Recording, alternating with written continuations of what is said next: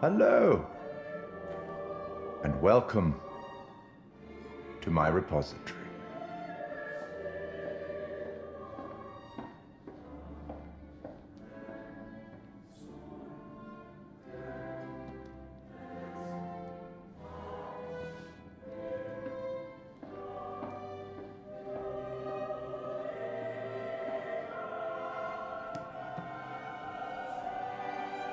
I am the Curator of stories. Stories of love and hate, greed and beauty, life and death. Stories such as this one. I'm here to record the story you choose to tell. You see, this tale is only part written, and the choices you make will complete it and determine whether the lives of those with whom you are interfering continue to flourish or whether they are snuffed out. You see, we each make decisions according to our own moral compass. And we have to live with those decisions or die by them. But you shouldn't fear death. It is, after all, inevitable. It is the tax one pays for having lived, and it comes, eventually, to everybody. Still, none of us want for it to come too soon, do we? As in life, the actions you take matter. The choices you make will affect others. I'll be keeping a close eye on your progress. It's not my place to interfere, but I might be persuaded to offer the occasional hint. Here's one for free. There are pictures in this world that can show you some possible futures. If you can find them and study them, they may just help you to make better decisions. Or should I say, decisions that result in the outcomes you would prefer. That's all for the moment. We'll talk again soon enough. We'll have the opportunity to account for all the actions that you've taken, or whatever mess you've made.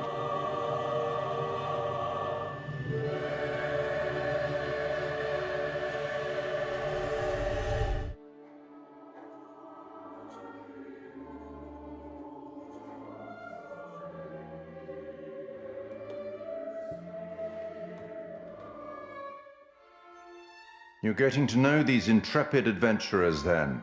Alex and his little brother Brad, trying to swim with the big fish. Both seem out of their depth. And Julia, the love of Alex's life, and he the love of hers. What about Conrad? A bold fellow, you might say. Or maybe you'd say arrogant. And then there's Captain Fliss, strong, forthright, stubborn. She appears somewhat immune to Conrad's charms, so far at least. Let me reassure you, you help them to make some decisions they'll value later on. You're doing well. Everyone's still alive. Things could have been quite different.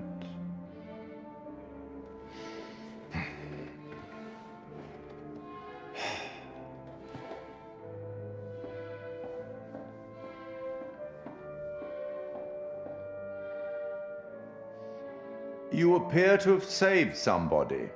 A bold move that paid off. This time. But does this make the rest of your group more vulnerable? I dare say we'll find out.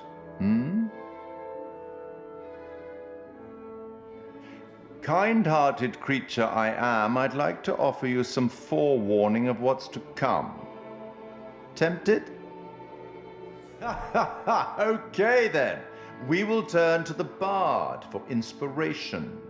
The Merchant of Venice, Act 2, Scene 7. The Prince of Morocco pulls a scroll from the eye of a skull and reads, "All that glisters is not gold. Often have you heard that told." Anyway, now that you've reached a point of significant distress, I presume you're eager to get back to your story. But here's the thing. Everything may not be entirely as it seems.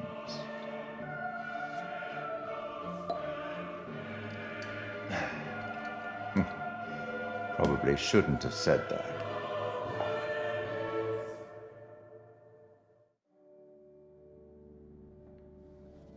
Oh, hello. Things appear to have taken a turn towards the spiritual, wouldn't you say?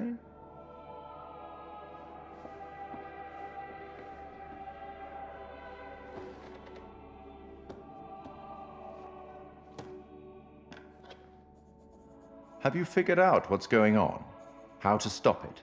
How to save the lives of your poor, unfortunate stowaways? You will, I hope, although it seems the ship's previous occupants never managed to. Quite a lot of deaths that night. Let me help you out, give you a little hint. Well then, how can I put this? There may be forces at play here that are more scientific, and even some that are more political, you know? Less supernatural. Perhaps you've started to realize something. That everything and everyone may not be quite what they appear to be. I hope that helps. Well, aren't you excited to find out what your poor unfortunates are making of all this and how you might avoid any more unnecessary tragedy?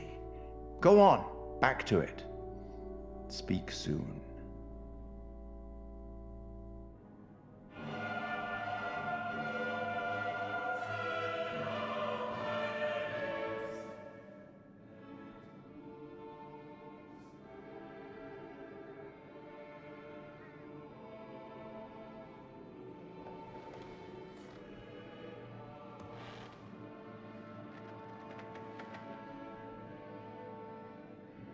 Congratulations. All your charges are still breathing, and that's something, I suppose. I suppose when the curtain falls, you're either ready for it or you're not. It's all about decisions, isn't it? Decisions made in a hurry, in a panic, made with the heart instead of the head, or vice versa. Sometimes those decisions take a long time to have repercussions. But there are repercussions. There are always repercussions.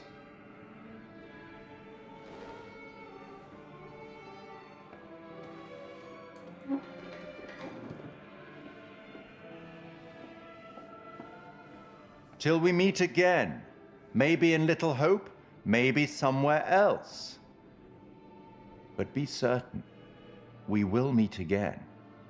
It's inevitable.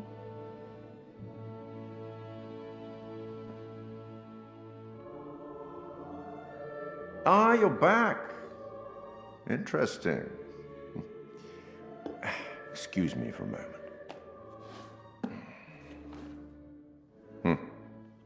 Life is as tedious as a twice-told tale, vexing the dull ear of a drowsy man.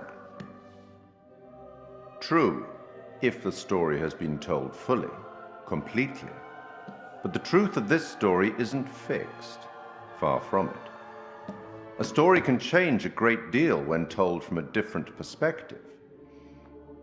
A chance to walk in different shoes, make fresh choices, discover new things.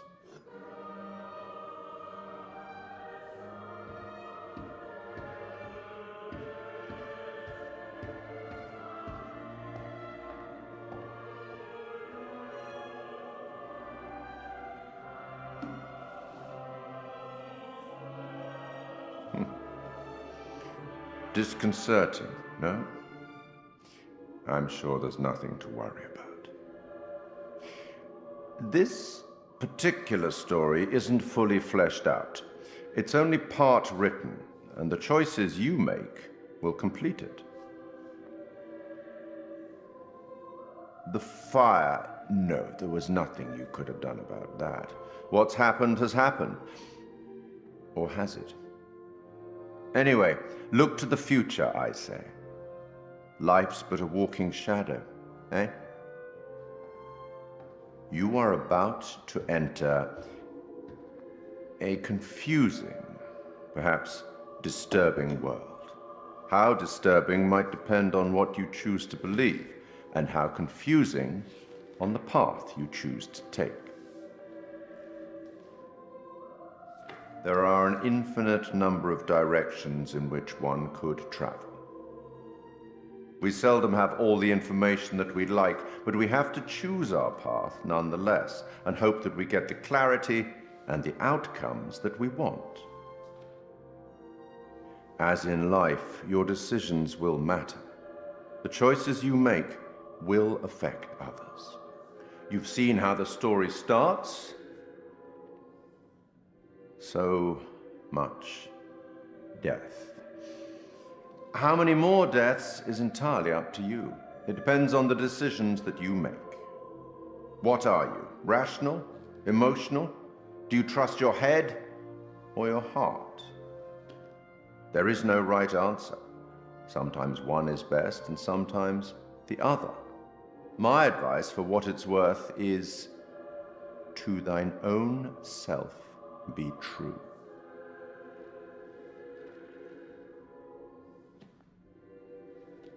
But I'm here simply to record what you do, not to help you. I'm not supposed to interfere, you see. Not my place, apparently.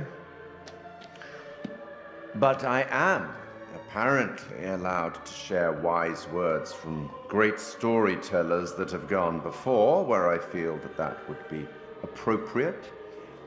Oh, one final thing before I let you go. There are pictures in Little Hope that will, if found, show you a vision of a possible future, something that may or may not happen. Use them. They might help you. You have a funeral to attend. Off you go. Have fun. I do enjoy a good funeral.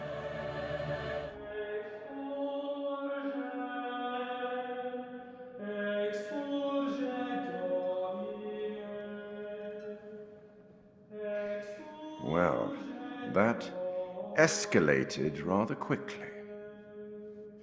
Everything that one does or doesn't do in one's life will catch up with one eventually. Don't you think? Don't look at me. I can't help you. Remember? We sometimes congratulate ourselves on waking from a troubled dream. It may be so the moment after death. On my travels over many years, I've witnessed many things, seen and heard many beliefs, and there's usually some element of truth in each of them. These unfortunate folk seem to be dealing with forces as yet unexplained. I mean, sinister movements in the forest, spirits from the past, a little girl who may be in trouble. Or maybe she simply is trouble. Anyway, where are we? Angela isn't getting much tittle-tattle out of Taylor. No kiss and tell. What about John? The figure of authority, perhaps? Or perhaps he represents something else. And then there's Andrew. Somewhat confused, I think. A bump to the head can do that. Let me reassure you. You helped make some decisions that will be valued later on. So far, so good.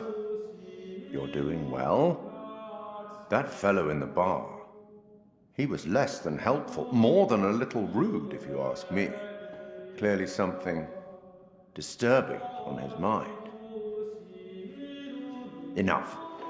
There's something not quite right in Little Hope, and souls may be in peril.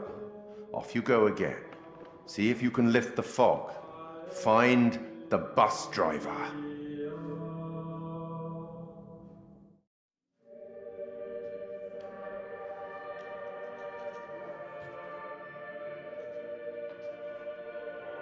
Phew, that was really quite close for Angela. She was almost lost to a fate worse than death. Not that there's anything particularly wrong with death. Well done. Not a soul lost so far. Things could have been quite different. As the stakes seem to have been elevated, that gun might prove to be a lifesaver.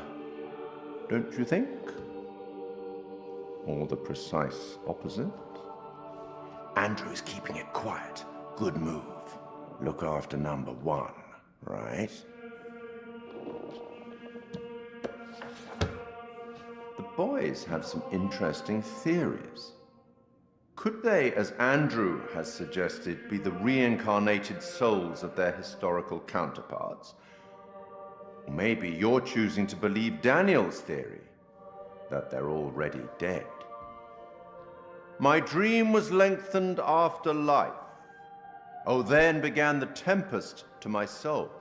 I passed, methought, the melancholy flood with that sour ferryman, which poets write of, unto the kingdom of perpetual night.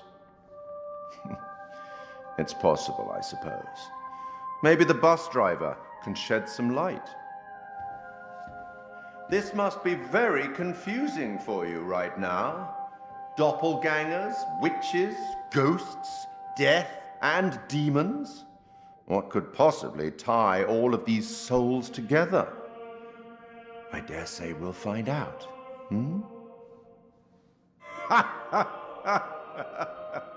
Okay then. We will once again turn to the bard for some cryptic inspiration. I met him once, you know. I meet everybody once. Act 5, Scene 1, where Cleomenes begs Leontes to forgive himself for causing the death of Hermione. Do as the heavens have done. Forget your evil. With them, forgive yourself.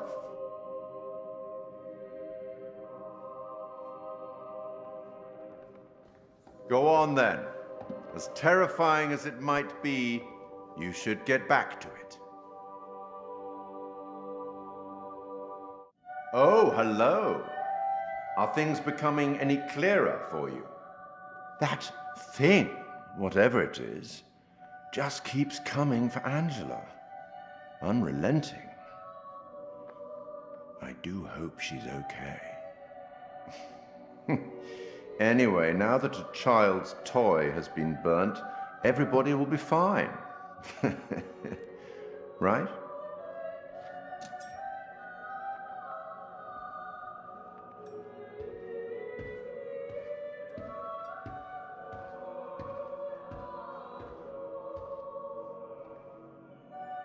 Another instrument of death added to the group's collection.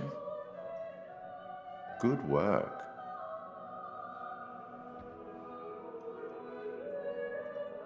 We each have our own demons. They are ours and ours alone, and they are often born out of regret.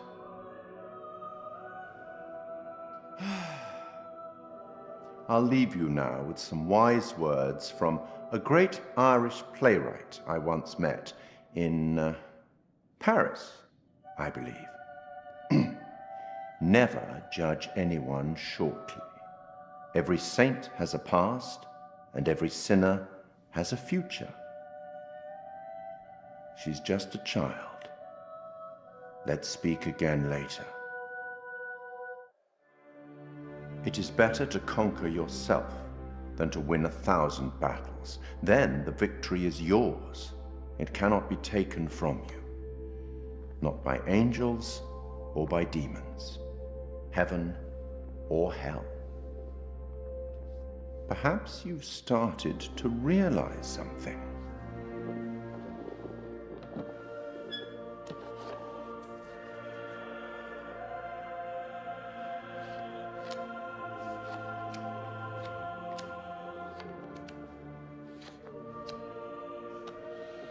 That everything and everyone may not be quite what they appear to be. 3 executions, 3 tormented beings, and not a soul lost. You're doing very well. Keep it up. Any thoughts on what might be around the corner, hidden by the fog? Something wicked this way comes.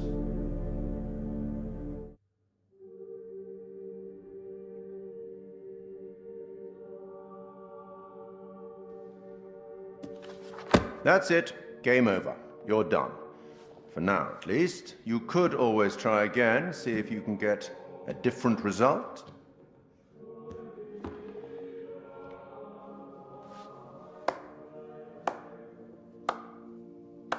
Congratulations. Your single charge found a way through the guilt, the horror, and came away whole. And you eventually found him, the bus driver. Maybe he can now put the past behind him.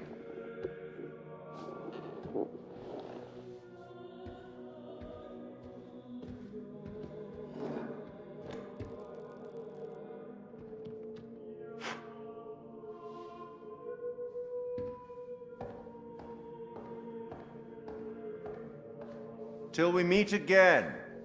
Maybe in the South Pacific, or the Arabian Desert, or somewhere else. But we will meet again. At least one more time.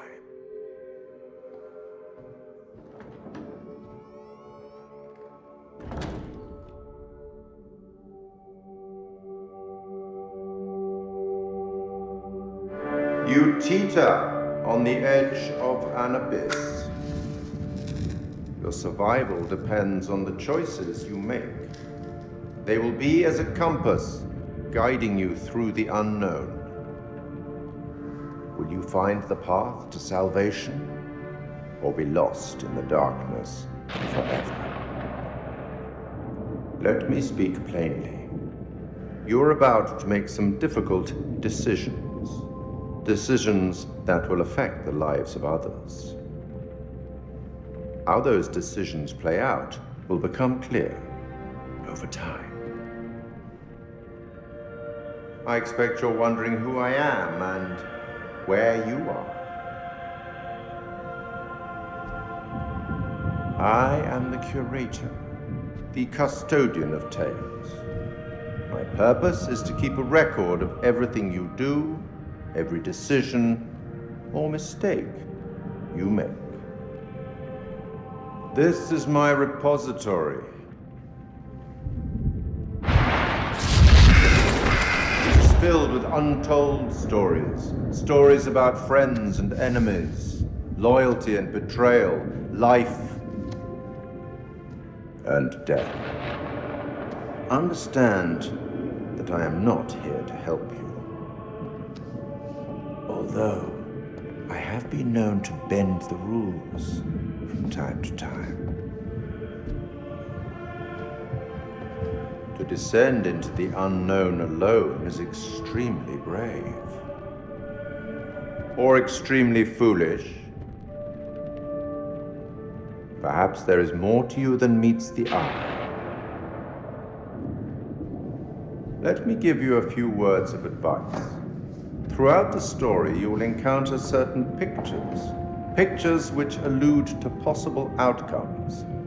I suggest you pay attention to their meaning. It could foreshadow a future best avoided. But alas, the sands of time have run out for us. We'll meet again soon to see how you fared. Or failed. What nightmare have these luckless souls fallen into? Poor Rachel has been lost to the darkness. Bonds that were once thought unbreakable have now been cut free. The heart is always the first to fall. What of Jason and Nick? Brothers in arms, but are they really as close as they appear? Or will it be a case of each man for himself?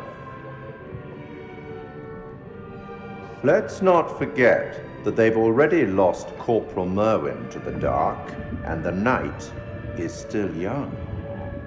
Which brings us to Salim. He seems level-headed, an almost reluctant soldier, perhaps. An unwelcome fate now awaits our survivors, trapped beneath the earth, swallowed by the void. One by one, their lights will be snuffed out, unless you can find the means to save them. It's not my place to concern myself with the affairs of others, but it does keep things interesting. I can offer you some words of advice, as long as you are willing to keep this strictly between ourselves. A prudent choice, all things considered. Long ago, I met a blind poet who impressed upon me these wise words. Long is the way and hard, and out of hell leads up to light.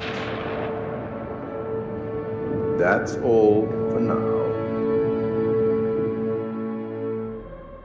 An ancient horror has awoken from its slumber and is hungry for blood. Shall we see how many have fallen into shadow? Rachel found her way back to the light. Well done. All alive. Although don't get complacent. Their lives still hang by a thread. Let's hope nothing unfortunate has befallen Sergeant K. Those taken by the abyss seldom live to tell the tale. As for Jason and Salim, sworn enemies, you cannot seem to bury the hatchet unless that hatchet is buried in a bag. I don't want to seem like an ungracious host, but time is against us. I'll be here to greet your charges as they cross the finishing line, or to bury what remains of them under it.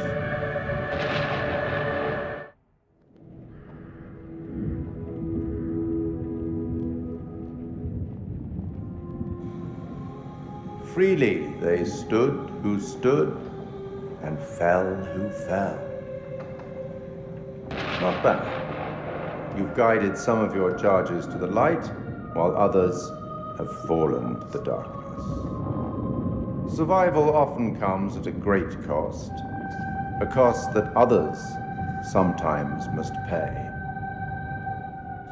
I look forward to our next encounter. Perhaps I'll choose a story that's a little more homely next time, somewhere you'd be guaranteed of a decent night's sleep. Rest assured, wherever it is, you'll find it extremely hard to leave. Until the next time. You know the way out.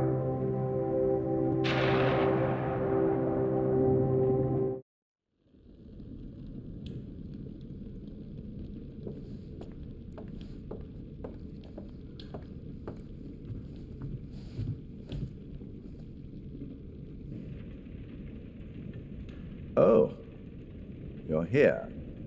Have you been waiting long? It's always good when a familiar face returns. Obviously, you're in the mood for a new tale.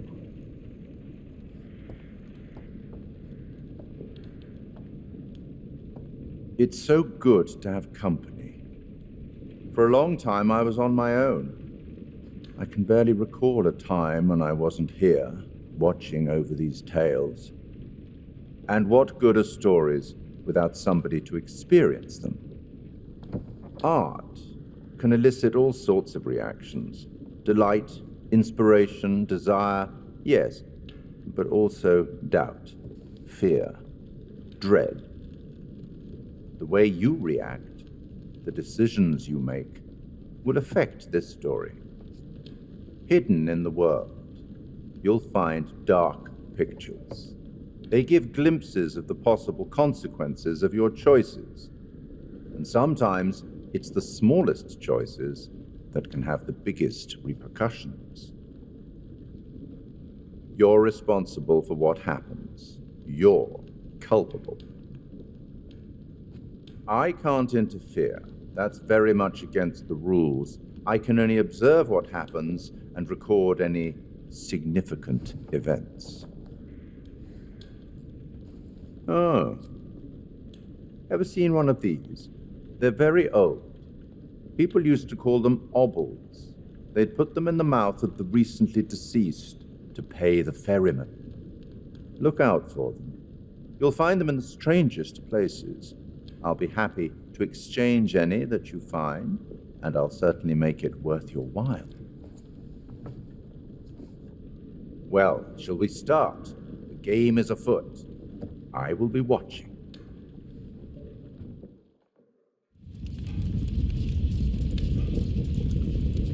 Things are starting to heat up for our friends.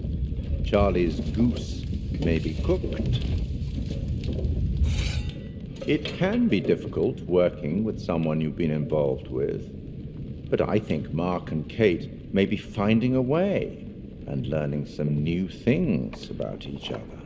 And how do we feel about Mr. Dumet's lovely animatronics? I think they're rather clever. Some of them look very realistic. I wonder where he sources the parts. Let's take some inspiration from the works of Sir Arthur Conan Doyle. Apparently, our friend Herman Mudgett was so enamored with Sherlock Holmes that he borrowed his surname. Here. He has a brain of the first order. He sits motionless, like a spider, in the center of its web. But that web has 1,000 radiations, and he knows well every quiver of each of them. I hope that helps.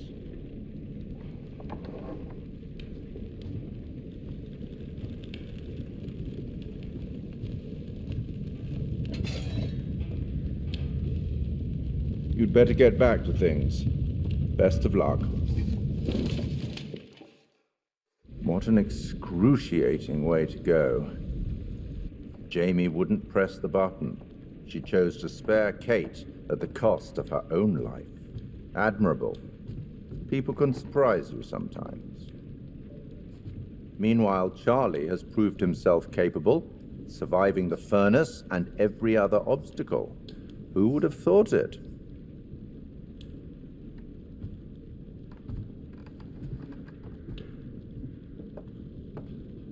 Did the hint I gave you earlier help?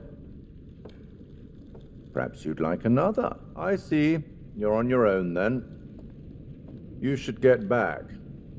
I hope these chats are helpful. I certainly wouldn't want them to be intimidating. I'll be watching your progress. As always, watching very closely.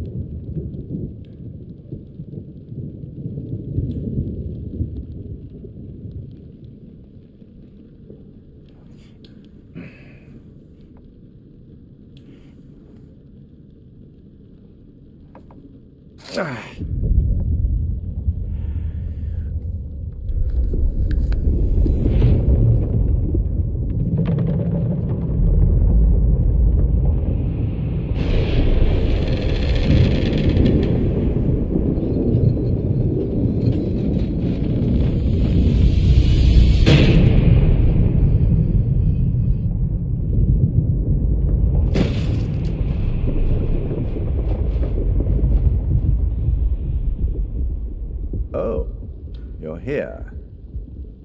All good things must come to an end, but how good was the end for our crew? Hats off for keeping all of them alive. That's so rewarding for you. Has the experience changed them? Kate had a secret. She was traumatized by something that happened a long time ago, but she faced the thing she was most afraid of in the whole world and survived. Jamie learned that she had to trust other people and work with them, and to care for them. Mark had to stop waiting for people to tell him what to do. He had to make his own way in the world. Erin showed everyone that though she might be easily spooked, she found immense courage when she needed it the most. And it took courage to act on the feelings she had for Jamie. And Charlie finally understood that leadership is more than ordering the team around. He had to treat them as equals and let them take the lead when the time was right.